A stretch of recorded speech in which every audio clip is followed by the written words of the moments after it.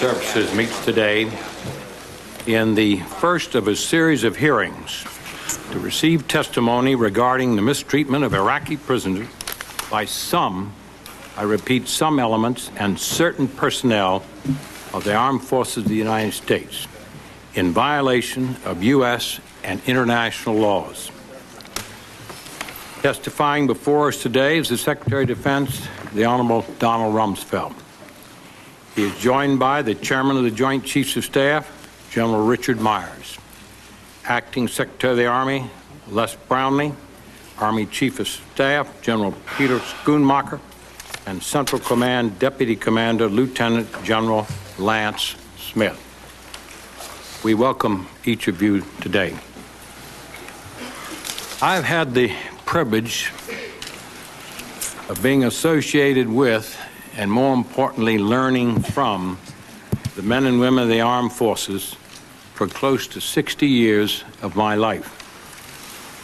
And I can say that the facts that I now have from a number of sources represent to me as serious an issue of military misconduct as I have ever observed.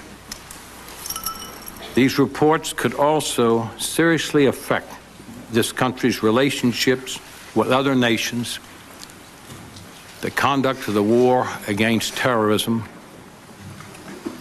and place in jeopardy the men and women of the armed forces wherever they are serving in the world. This mistreatment of prisoners represents an appalling and totally unacceptable breach of military regulations and conduct. Most significant, the replaying of these images day after day throughout the Middle East, and indeed has the potential to undermine the substantial gains, emphasize the substantial gains towards the goal of peace and freedom in various operation areas of the world, most particularly Iraq, and the substantial sacrifice by our forces, and those of our allies, in the war on terror. Let me be as clear as one senator can be. This is not the way for anyone who wears the uniform of the United States of America to conduct themselves.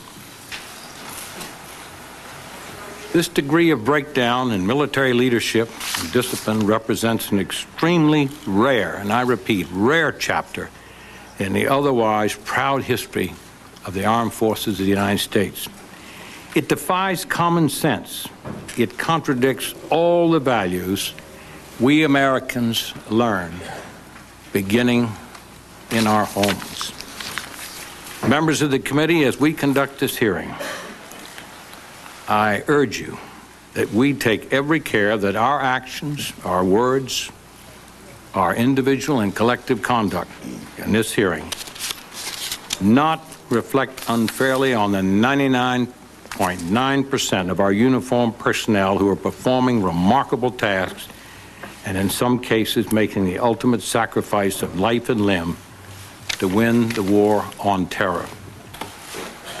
Each of us on the committee has nothing but the strongest support for our brave men and women in uniform and their families, and what we seek through this and following hearings is to find out for the American people is only to strengthen and honor their efforts, not in any way to detract from them and their accomplishments. I would point out that while some systems have failed, we are here today because of a courageous enlisted man and his lieutenant whose values, American values, compel them to step forward and inform their superiors. They did the right thing. And as this committee performs its constitutional duties and hearings and oversight, we are working in the same spirit as those two soldiers. Questions before us today are, who knew what and when? What did they do about it? And why were members of Congress not properly and adequately informed? My 25 years on this committee, I've received hundreds of calls day and night from top all levels, top and all levels, uniform and civilian, from the Department of Defense when they, in their judgment, felt it was necessary. And I dare say other members on this committee have experienced the same courtesy. I did not receive such a call in this case, and yet I think the situation was absolutely clear and required it, not only to me, but my distinguished ranking member and other members of this committee.